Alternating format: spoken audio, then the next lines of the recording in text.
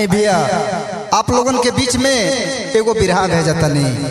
हमके आशा ना पूरा विश्वास बा कि ई बिरहा आप लोगन के बहुत पसंद आई। बहुत ही दर्दनाक घटना बा, सुनला के बाद दिल रहल जाई। आज रोज भरोज हत्या हो रहल बा। आज ये समाज में क्या होता कुछ नहीं समझ में आवत कि आज एजा के औरत लोग के का हो गइल बा। रोज हत्या का कहल जाओ, जहे देखो तहे हत्या। कहियो ड्राम में काट के भर देहल गइल बा, कहियो सांप से कटवा के ओके मुआ देहल गइल बा, कहीं बेग में ठकुरी भैया काट के आ बेग में भर के आ फेंक देहल गइल बा। आई एगो वैसे ही बिरहा भूमिका में कहे के बा।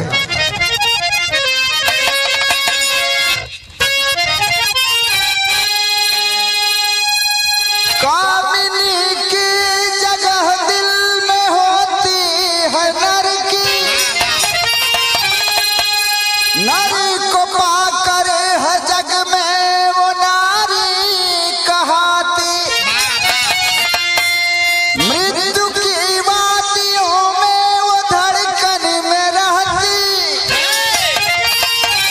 अपने शहर को मांगों में रख कर सजाती।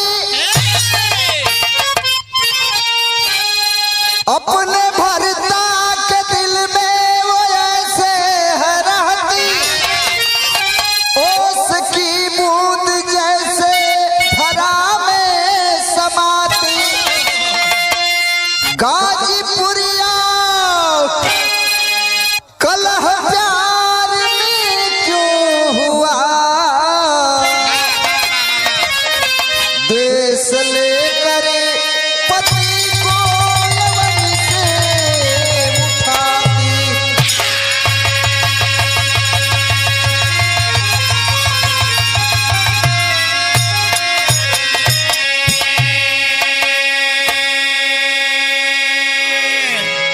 गाजीपुरिया कलह प्यार में क्यों हुआ, द्वेष लेकर पति को धरा से उठाती। यही जे एक लाइन गजल का अंदाज लगल मास्टर जी।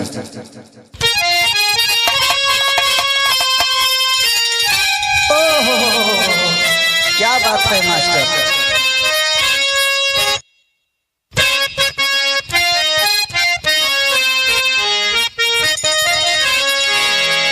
इस गीत में कितना रस बा। अरे आसमां से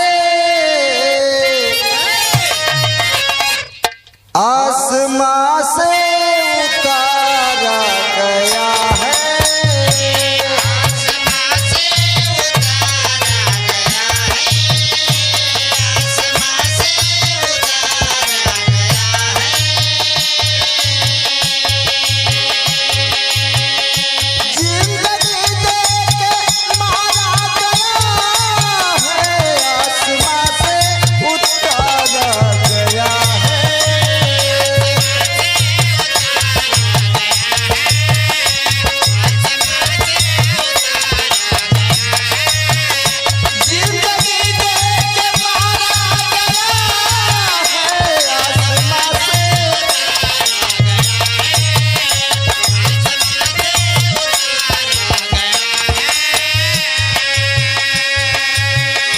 आई बाबूजी देखी बिरहा में कितना सुंदर भाव लगा। जग में नारी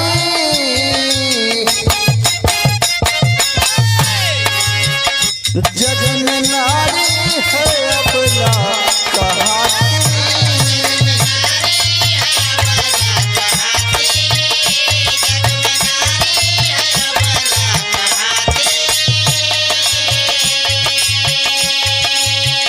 नीचता पर उतर जो है जाती, जग में नारी है अबला कहाती।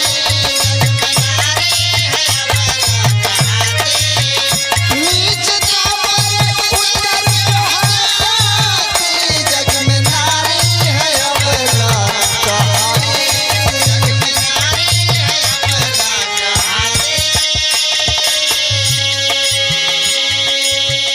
जग में नारी है अबला कहाती,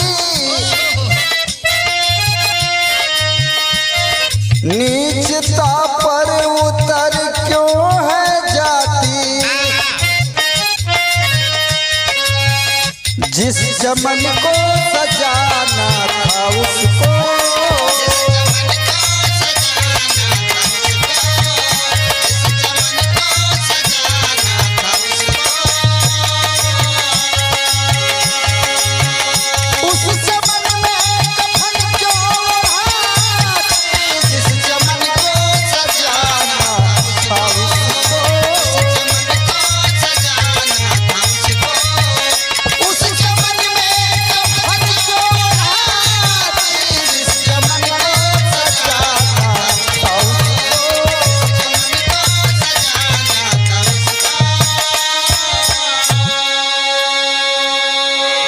बाबूजी ये घटना कहाँ का बा?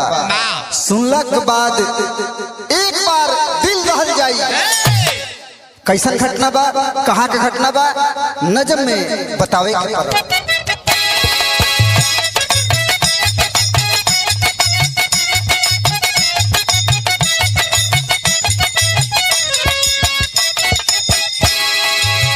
गौर करिएगा बाबूजी।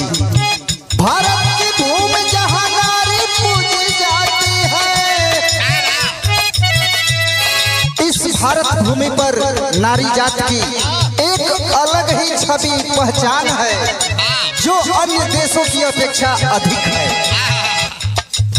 भारत की भूमि जहाँ नारी पूजी जाती है, अपने पति को अपने मांग में सजाती है।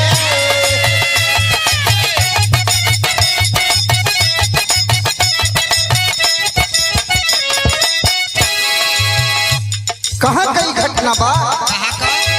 जिला जौनपुर, थाना बक्सा की कहानी है। दिल को झकझोर दिया पूरे जग जुबानी है।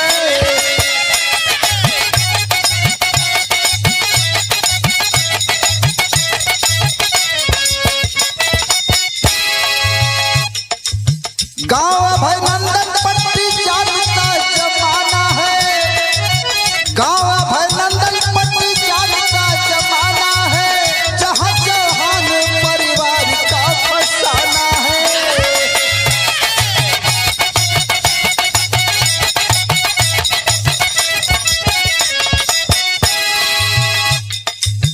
अजय विजय अखिलेश छोटा भाई था, अजय विजय अखिलेश छोटा भाई था, हंसता परिवार रहा तनिक न तन्हाई था।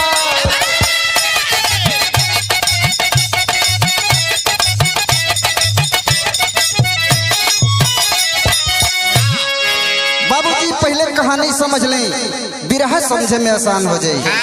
हमारे उत्तर प्रदेश में जिला जौनपुर, जहाँ थाना बक्सा और उस बक्सा थाना के अंतर्गत एक गांव अभयनंदन पट्टी, उस अभयनंदन पट्टी में एक चौहान का परिवार निवास कर रहा है। वो चार भाई बड़ी खुशी खुशी जीवन बिता रहे हैं, जिसमें बड़ा भाई अजय चौहान, उससे छोटा विजय चौहान, उससे छोटा अखिलेश चौहान और एक उसका छोटा भाई। ए बाबूजी, विजय चौहान की शादी जफराबाद के होज की रहने वाली एक खूबसूरत लड़की जिसका नाम चमन चौहान उर्फ गुड़िया है, इसके साथ हो गई। और मीडिया द्वारा पता चला कि लगभग शादी को 8 साल हो चुके। ये चारों भाई मुंबई में एक जगह जिसका नाम नाला सोपारा है, उस नाला सोपारा में ये लोग अलग अलग स्थानों पर व्यवसाय अपना कर रहे थे, लेकिन शाम को चारों का रूम एक ही था। एक दिन चमन उर्फ गुड़िया अपने पति से कही कि हे सैया, हे राजा, एह बेरी जब अइब तो हमहू तहरा संगे बम्बई चलो, हमरो के बम्बई देखे के मन करता। ई बात जब विजय चौहान सुनलन, अपना माता पिता भाई से परामर्श लेके आ चमन देवी उर्फ गुड़िया चौहान अपना पत्नी के साथ लेके आ नाला सोपारा जो न जगह के नाम बा गड़का पाड़ा, ओह स्थान पर पहुँचलन। अब बाकी और तीनों भाई अपन अलग अलग जगह पर रूम लेके अपन व्यवसाय करे लगलन। आई मियाँ बीबी गड़का पाड़ा में अपन व्यवस्था बना लेहलन, धंधा चले लागल। केहू राजमिस्त्री बा, केहू टाइल्स का मिस्त्री बा, काम चले लागल। आगे कुछ दिन जब बीते लागल तब भइल का, जो मास्टर साहब एगो बहुत सुंदर गीत लागल। कैसे?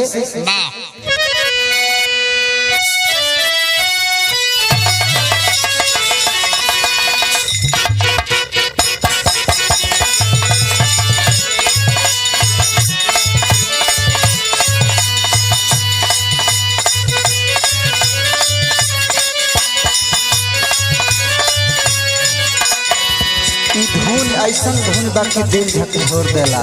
जब जाड़ा का समय होला तहिया बुझाला।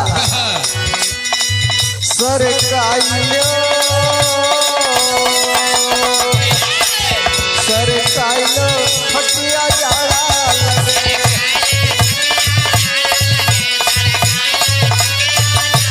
और जाड़े में बलमा प्यारा लगे, जाड़े में बलमा प्यारा लगे। सरकाइलो सरकाइलो सरकाइलो फटिया जाड़ा लगे।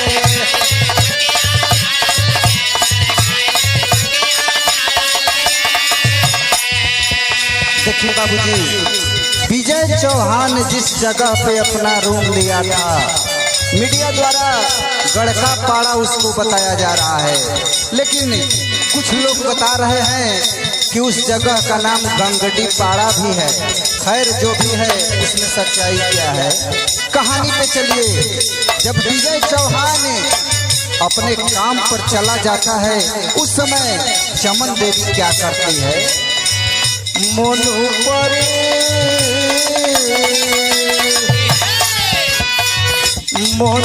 नजरिया पड़ल बा,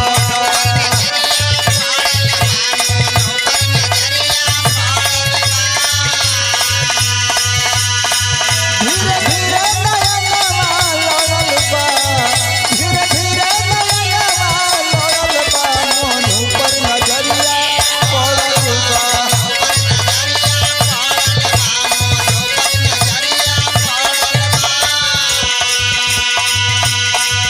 अरे धीरे धीरे बढ़ल दोनों के प्यार हो,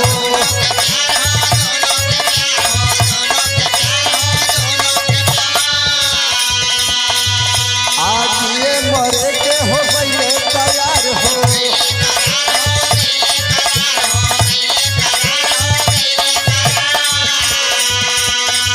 आज चेहरा नजरी में गड़ल बा, एकदम दोनों में प्यार हो गए।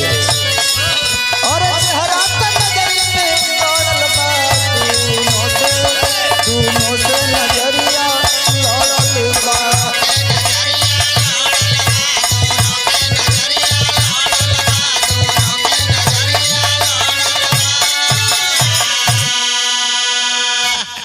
ए बाबूजी, जब विजय चौहान अपना काम पर चल जास त एहर चमन देवी आ बगल में रहे वाला जीवन मोनू शर्मा रहले, पता लागल कि बीएससी आईटी का थर्ड ईयर का पढ़े वाला ही लड़का रहले, बहुत ब्रिलियंट लड़का। आ उनका से इनका नजर लड़ल, धीरे धीरे अफेयर में बदल गई। आ इतना तक कि मीडिया द्वारा सूचना चलल कि ये लोग में अवैध संबंध भी हो गए। ई बात उनकर लगभग 6 साल का लड़का कई दिन से देखता। वो अपना पापा से कहलस कि हे पापा, मम्मी का रवैया हमके अच्छा निखे लागत। पता ही होती मुकी लइका, लेकिन का कहल जाओ, यही जो एक लाइन धोन लगल।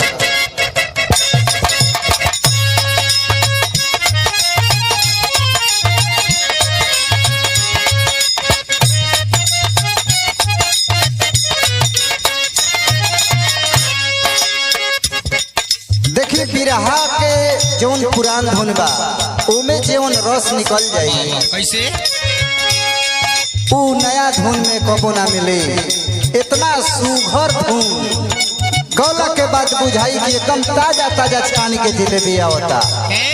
एगो मेहरारू के देख के एगो लइका कहलस, आए है रे क्या माल है। हाँ हाँ एक बेर तनकी सत्ता के दे तू तो मोर ही जैती। और अतिया कहलस के ठीक बात ताको तनी देखी तो मुंह लखिना। हाँ अगर ना मुई तो गोजी डाल के मुंह आते। कैसे उ लइकवा ओ औरतिया से कहलस, तनी ताक दे तू हमरी ओरिया मोर जैती।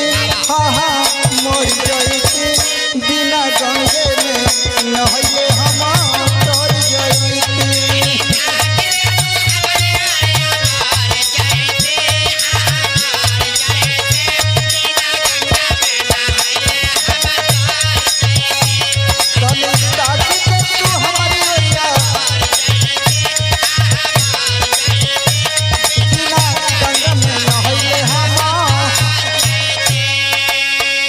लेकिन यही गीत के बिरहा के भीष्म पितामह पंडित परशुराम जी गा सैया चढ़लू हो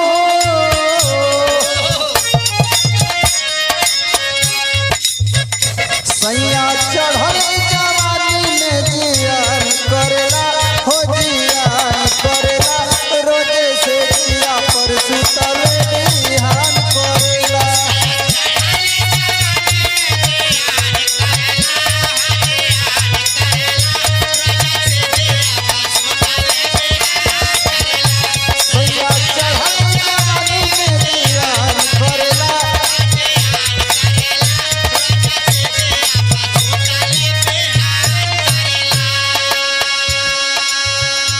जब ई बात विजय चौहान जानलन अपना पत्नी से कहलन कि कुल का करते हो, हमनी के पारिवारिक लोग बनी जा, आई कुल बहुत बेकार चीज है। विजय गुड़िया से कहलन का कहलन, इहो काम धनी बहुत बेकार करेलू ओ बेकार करेलू, छोड़ी हमारा के दूसरे से प्यार करेलू।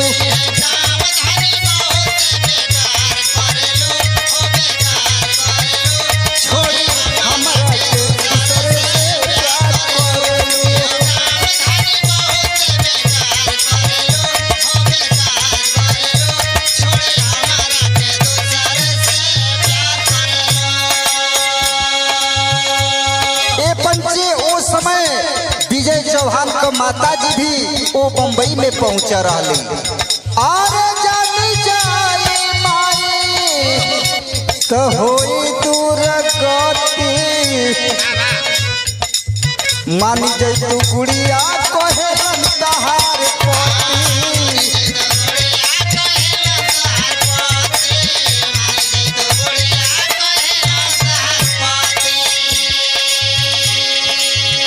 हमरा नाम के से नूर अपना मान भरेलू एहो मान भरेलू, छोड़ी हमारा के दूसरे से प्यार करेलू।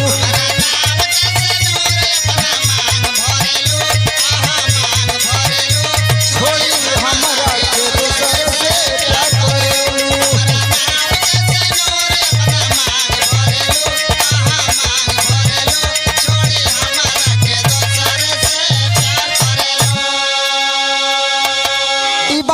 विजय चौहान गुड़िया के समझौलन, लेकिन ओके एक पैसा का फर्क के बात कर नहीं पड़ा। धीरे धीरे ये बात के पता उनकर माता जी भी जानली, नाराज होके घरे आ गईली। आ जब घरे अली तो एजा मास्टर साहब एगो धुन लगल।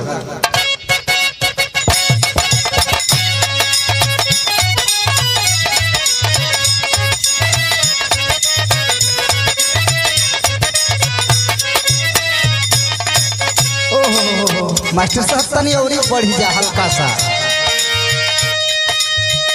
तयावा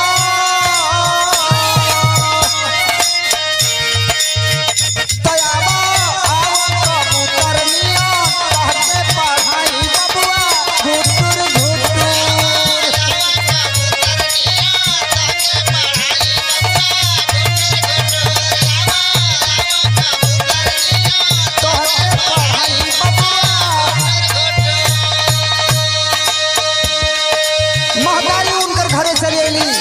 समय बीते लागल आ जब समय बीते लागल तब भइल का आई मास्टर तगुड़िया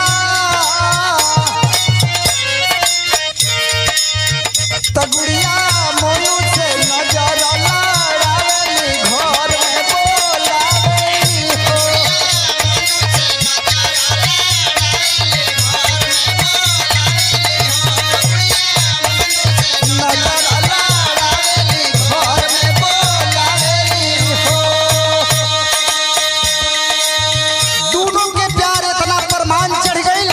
शारीरिक संबंध भी बनावे लगले पाई के कोरा धके कोरा में प्यार के जाता रे हो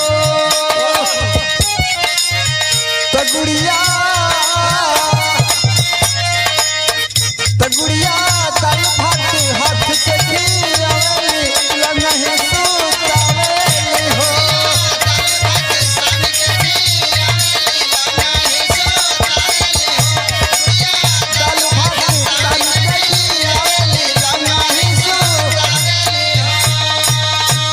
ये पंचे यह बात के खबर जब विजय चौहान के लागल गुस्सा में लाल हो गइलन आ जब गुस्सा में लाल भइलन तो गुड़िया के मोबाइल तोड़ देहलन यहाँ तक कि दोनों में कहा सुनी होखे लागल आ जब कहा सुनी होखे लागल झगड़ा हो गइल आ झगड़ा भइल एकरा बाद बिना खैले अपना ड्यूटी पर चल गेलन जब ड्यूटी पर चल गेलन तब गुड़िया अपना प्रेमी मोनू से कहलस कि ए जी सुनतनी इनका के रास्ता से हटावे के पड़ी मोनू सुन के आ कहलस कि एमे कौन बड़ बात बा यही जो तेरी के भाव में कहे के पड़ल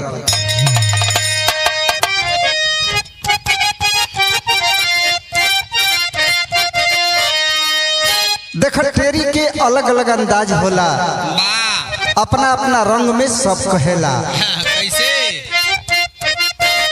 कि अरे मोरे राम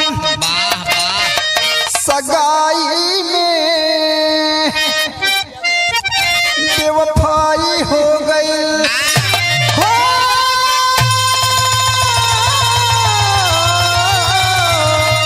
अरे राम सगाई में बेवफाई हो गई बन गई जान की दुश्मन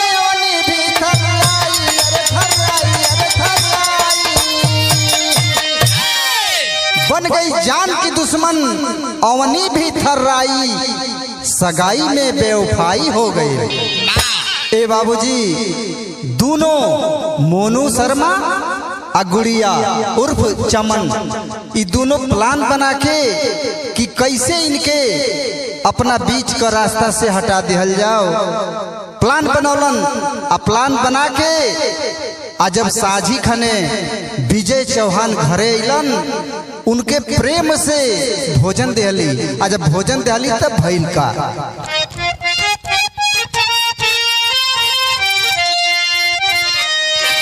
अरे अइले भवाना स्वागत भइले पनिया से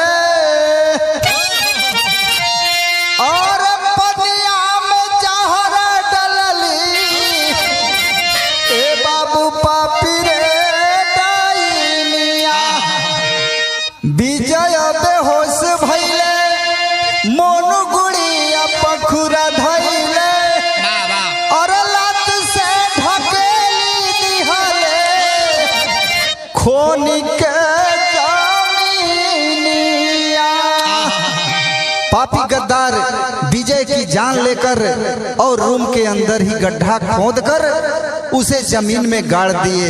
यह लगभग 2 या 3 जुलाई की घटना है। आगे अल्लाह में बतावे के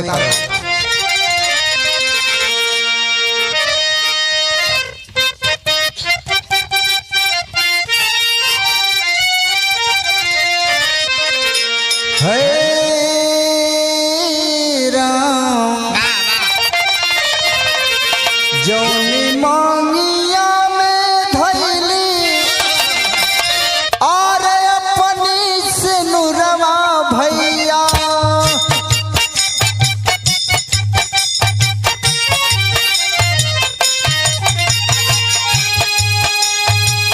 उहे मांगती हरसी पापी ने अपने हो जा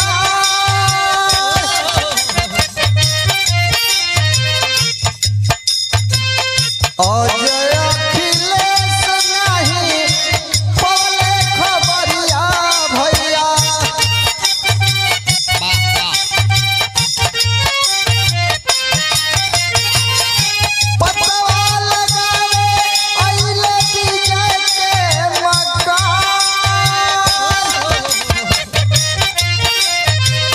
कहलस पापी गोइल मारे कुरला हमर सैया बाबू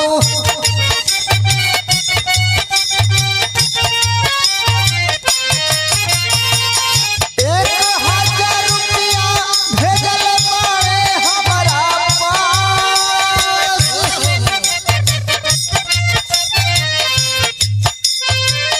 घरवा में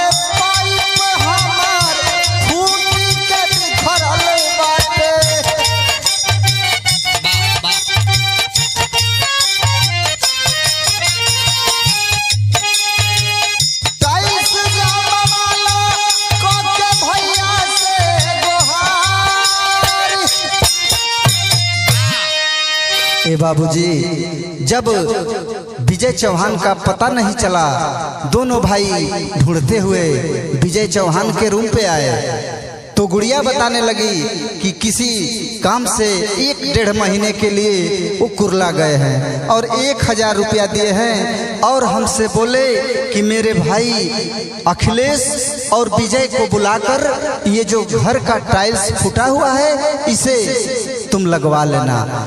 देखिए उस पापी गद्दारिन ने कैसा प्लान बनाया था। विजय का भाई अखिलेश उस टाइल्स को बढ़िया से लगा करके पूरा सीमेंट से पैक कर दिया। धीरे धीरे 1-2 दिन का समय बीता, उसके भाई का पता नहीं चल रहा था, उसे शक होने लगा। विजय का तो मोबाइल बंद ही था। जब अपने भाभी के मोबाइल पे फोन लगाया तो उसका भी मोबाइल बंद। दोनों भाई भौचक्के हो गए और ताबड़तोड़ जब रूम पर आए तो ताला लटका मिला। तुरंत पुलिस को फोन किया गया, प्रशासन वहां पर आई, ताले को तोड़ा गया और जो टाइल्स नहीं लगी थी उस टाइल्स को शक के दायरे में रखते हुए खुदाई की गई। 4-4.5 फीट नीचे एक लाश मिली। लोग भौचक्के हो गए, चारों ओर बदबू आने लगी, वहां रुकना मुश्किल हो चुका था। आखिर वही हुआ जिसका डर था। दोनों भाई रोने लगे, चारों तरफ कोहराम मच गया। पुलिस अब इस दोनों की तलाश करना शुरू कर दी। संजोग बस 23 जुलाई को शाम को इनका व्हाट्सएप ऑन हुआ और लोकेशन से ये लोग पूना में नजर आए, पकड़े गए और इस समय प्रशासन के गिरफ्त में आए।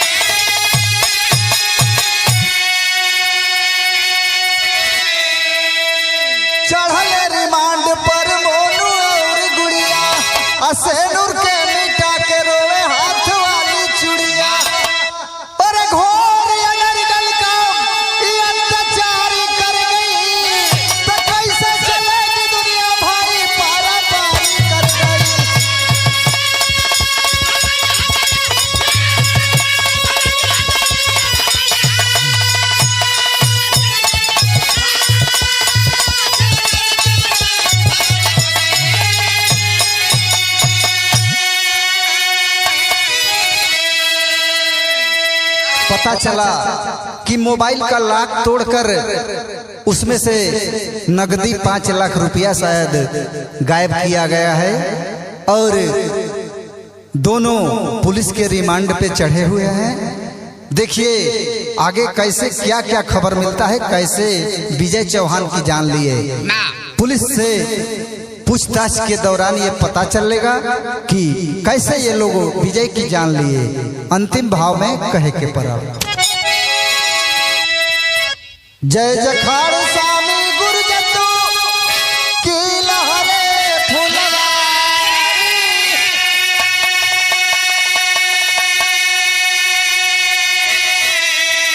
श्री नारायण गंगा सागर और सुबास की तैयारी हो।